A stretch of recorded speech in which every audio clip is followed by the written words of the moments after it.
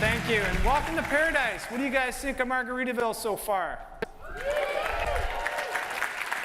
Come on, too many people at trivia. You can do better than that. What do you think of Margaritaville so far? You know, when we first told our staff that we were moving our industry-leading business conference to Margaritaville, we got some questions. People were wondering, is this an appropriate location for a business conference? I don't think people realize that Jimmy Buffett's brand of island escapism actually appeals to people that are a little bit older and with more disposable income. So here we are at an amazing Four Diamond Resort. Thank you, Barb Chandler, our senior events manager, for finding this home. You know, Jimmy's not the same guy that he used to be, hanging out down in the Keys, sipping on margaritas, writing songs. He's an extremely successful businessman that took a song he wrote over 40 years ago, and he's turned it into an iconic brand that generates over $1.5 billion in sales every year across his properties, his resorts, bars, margarita mixes. He just finished a musical on Broadway that he's now touring the country with. And despite his reputation of living on island time, Jimmy was always one of the hardest working musicians, touring relentlessly, really living up to one of CallMiner's core values, which is work hard, play hard. And I hope that you guys are experiencing that this week at Listen. This is what it's all about. And besides, I think we can all benefit from a little island escapism, don't you? Yeah. We live in some crazy times right now. I mean, things are moving so quickly. We've got political unrest and trade wars and climate concerns. Some of our attendees or registrants weren't able to make it because of the wildfires out in California. Yet despite these tumultuous times, a recent survey of the recent graduates of the top 30 international business schools identified that this rapid rate of technological and digital advance was the biggest threat to today's global business leaders. You know, and a great illustration of this is this chart of the S&P 500 showing the average tenure consistently declining. And there's an estimate that 50% of organizations currently on this index will be replaced in the next 10 years. And we're seeing it across industries, right? Industries that were relatively unchanged for decades. The way that we make payments, our day-to-day banking, transportation, travel and hospitality, the way we consume entertainment in our homes, even automotive, not just manufacturing, but used car sales. Yes, the used car salesman is going through digital transformation. This is a customer of ours through our partner Aspect, Carvana. Does anyone have these car vending machines in your region? It's a handful of you. So we don't have them in Fort Myers, but Carvana also delivers an online Amazon Prime-like experience. You can order a car, and it shows up at your house in days. And if you don't like it, you return it. And our customer Carmacks is here. Carmacks people in the room somewhere, right center. Carmacks has a similar omni-channel strategy that crosses their retail outlets, which are amazing experiences if you've never been in one, and their web and the mobile. And despite the fact that reports say traffic in their stores is down, their sales are up. Right? And so in this time of rapid change, there's going to be winners and losers. And of course, we want to be on the winning side, so we have to evolve like Carvana and Carmacks. There's a few different ways that you can compete in this type of environment, and Jeff Galino, our founder, is going to talk about one of them tomorrow when he discusses ecosystems and platforms and specialization. Many of these changes fall under the umbrella of digital transformation, but really digital transformation is just a means to an end. It's an enabler. That end typically is a better customer experience. And we talked about this last year. You know, this is your new weapon, the new battleground. Gartner estimates that 89% of organizations plan to compete primarily on customer experience. And Forrester, who is here this week, says that CX is our last sustainable competitive advantage. But we've known this, right? We talked about it last year. You guys read all the same stuff I do. So we must be killing it at CX, right? We're all CX savants? No. According to Forrester, who measures this every year in their index, between 2017 and 2018, that index was flatlined. This year, we saw a mere 0.4% increase. In fact, 81% of brands on the Forrester Index didn't improve their scores whatsoever. But it's hard competing on customer experience because our expectations keep changing. Think about it. You can buy a car with an Amazon Prime-like experience. I never would have anticipated that. And on top of that, when you compete on customer experience, you're not just competing against other orgs in your industry. You're competing against everybody who sets the bar for customer expectations. So you're competing against Amazon, against Lyft, against Carvana, and Carmacks. Right? It's hard. In fact, Forrester went on to predict that 20% of organizations are just going to give up. They're going to stop trying competing on customer experience. If you take anything away from this week, it's don't give up. We've got some amazing brands here that are competing on customer experience, and I thank all of our customers and our partners that have contributed content to this event and make it what it is. But you know, these brands are leading the industry in terms of competing on customer experience, using analytics, and in the process, improving the way that they engage with their customers. So I'm going to kick things off, and I'm going to talk about 4 ways we can compete on customer experience. The first is embrace digital transformation. So in the case of customer engagement, that means meet your customers' expectations in terms of how and when they want to communicate with you. This report from Salesforce, State of the Connected Customer, said that 71% of respondents use multiple channels when trying to complete a single transaction. And of course, that number's higher for millennials and Gen Zers. Over half of consumers expect a response from customer service within an hour, even on weekends. And 40% of millennials, if they don't get their issue resolved in that 60 minutes, they just try another channel. It's like if you don't get the answer from mom, go ask dad, right? What's happening is our interaction volumes are actually increasing, and in some cases the report is ballooning. Yeah, we're seeing a lot more text interactions, but overall interaction volumes are increasing. Now this is good for CallMiner, not good for you guys. One of the big challenges that we face with diversification across our communication channels is that our channels are often siloed.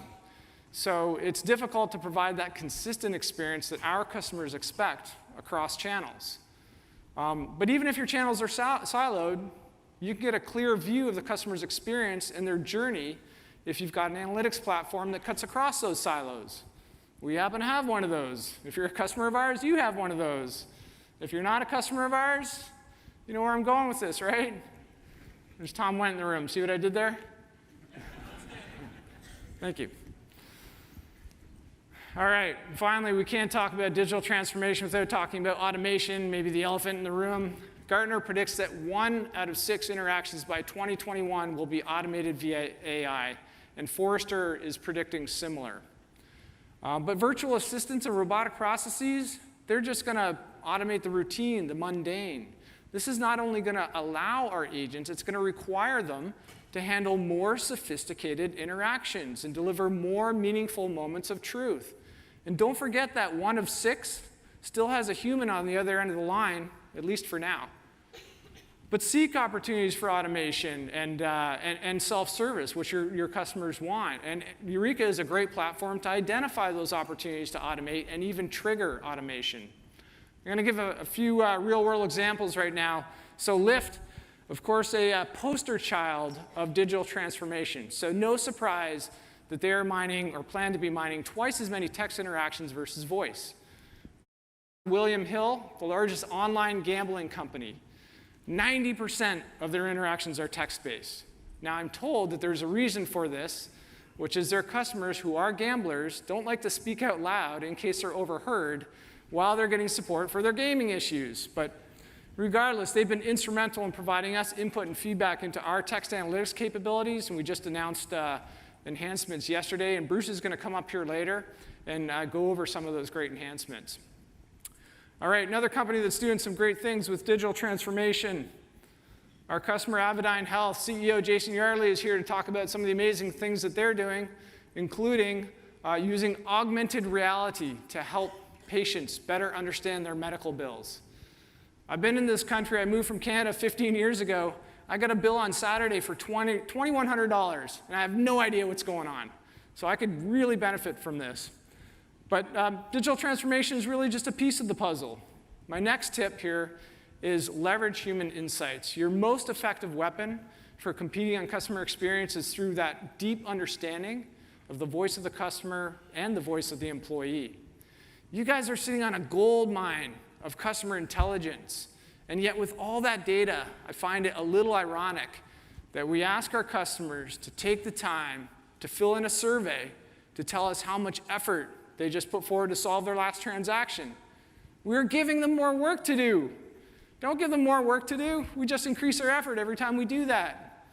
Now, traditionally, our primary source of human insight has been surveys. We all know that surveys are suffering from declining response rates, and there's inherent sample rate bias because we typically only hear from the really angry and sometimes the really happy.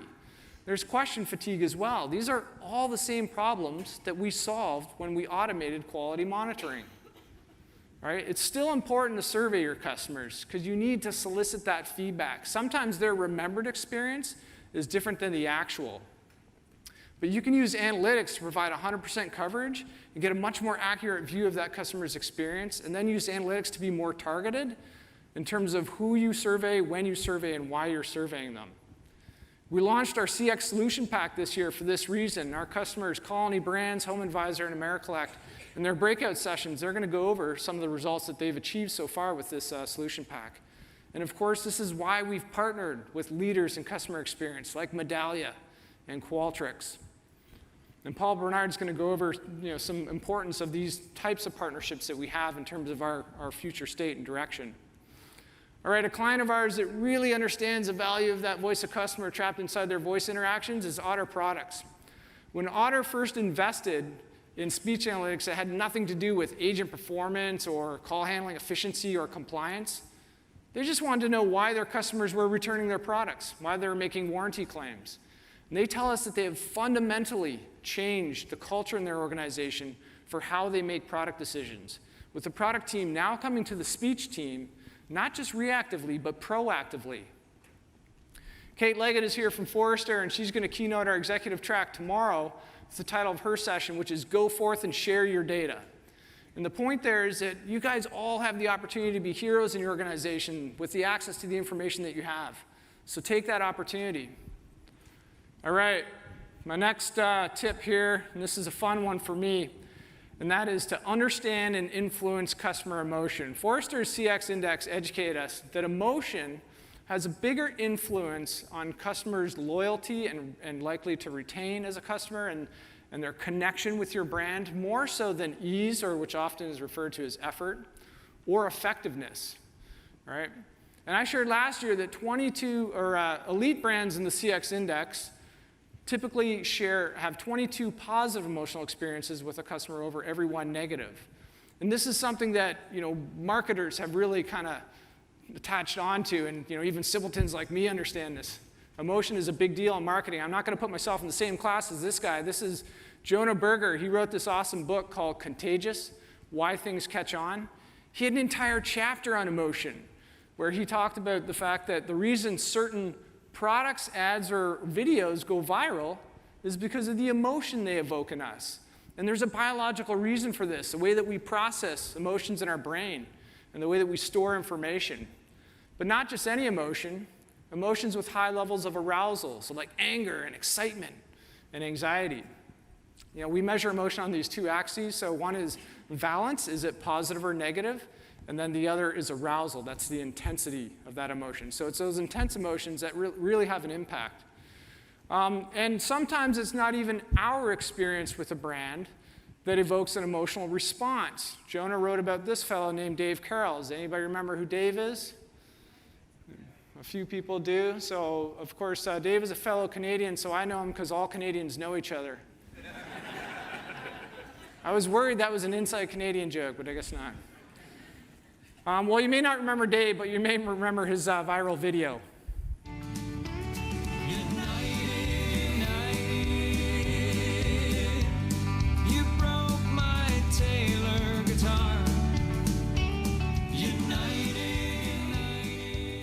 That's right. Dave was a gentleman that had his Taylor guitar broken by United Airlines baggage handlers, but it wasn't the handling of that guitar that led him to create that viral video that has produced over 19 million views on YouTube. It was the way that United handled that situation. Right? And that video went viral because it evoked emotion in all of us. It allegedly had a 10% impact on United's stock price, costing them $180 million in stock value. So this is serious stuff. Emotion is also why corporate conduct and responsibility are becoming major influencers in brand choice. Forrester's already named this. They call it values-based experience. There's a reason that I chose Lyft over Uber a couple years ago, and had nothing to do with a difference in service availability or price or the app. For those who don't remember, Uber was in the news for the way that they treated certain employees. That had an emotional impact on me, so I made a choice. An organization that totally understands the impact of emotion on their brand is Volkswagen. Look at what happened with their emissions scandal, right? But what's impressive is look how they've turned things around as they move to electrify. They've got this campaign, "In the darkness, we have found the light." Have you seen this ad? It's a real tearjerker. I think it's actually pretty smart. I think what they did is right? They took something that evoked negative emotion in many of us, and they're turning it around into a positive. But Bruce and Rick, they're going to talk about some of the exciting new things and initiatives that we're working on to give you industry-leading ability to measure emotion. In fact, depending on the time, we just put out a press release, I believe, about our emotion solution pack. Bruce is going to walk through that with you. All right, my final tip here is invest and focus on employee engagement. And this maybe should be the first tip based on the priority and importance of it. The Harvard Business Review first identified the service profit chain in 1994, where they identified the connection between employee satisfaction, which drives customer satisfaction and loyalty, which of course leads to revenue growth and profitability.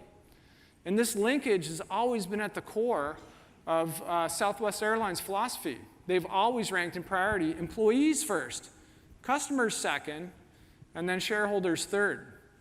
Aon Hewitt went on to quantify this with research that showed that a 5% improvement in employee engagement drives a 3% increase in revenue.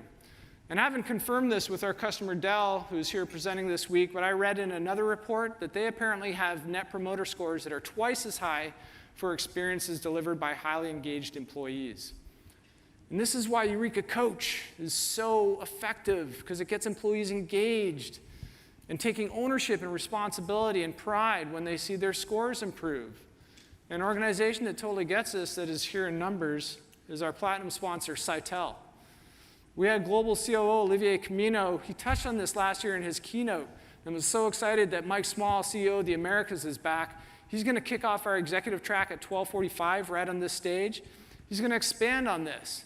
Sitel has literally seen agents turn their careers around with the feedback they get from Coach.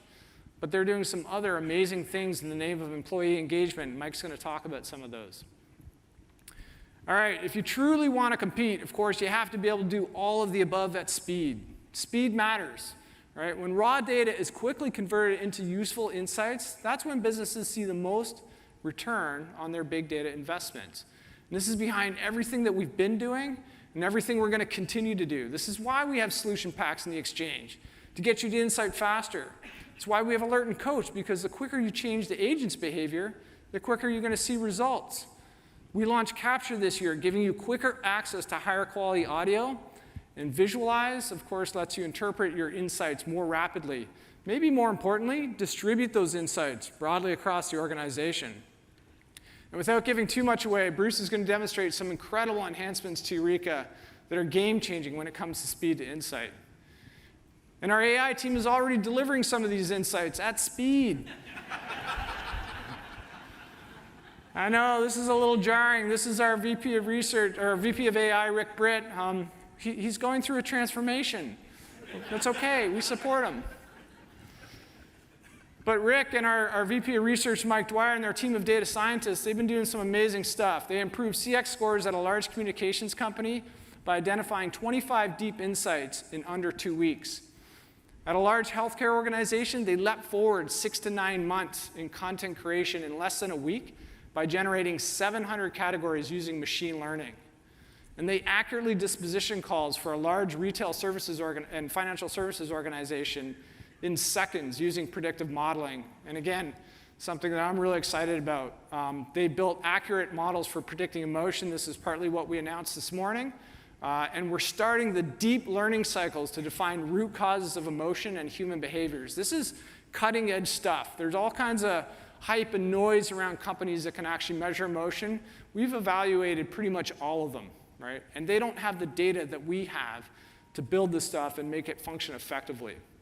So my point with all of this is don't give up. Stick with us. We've got the platform. You guys have the data and, of course, the clients. We can compete in this era of rapid change together.